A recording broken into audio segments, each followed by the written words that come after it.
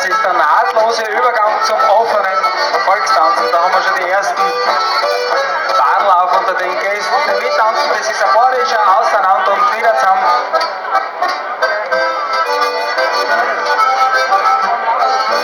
So, meine Damen und Herren, Sie sind eingeladen, jetzt mitzutanzen.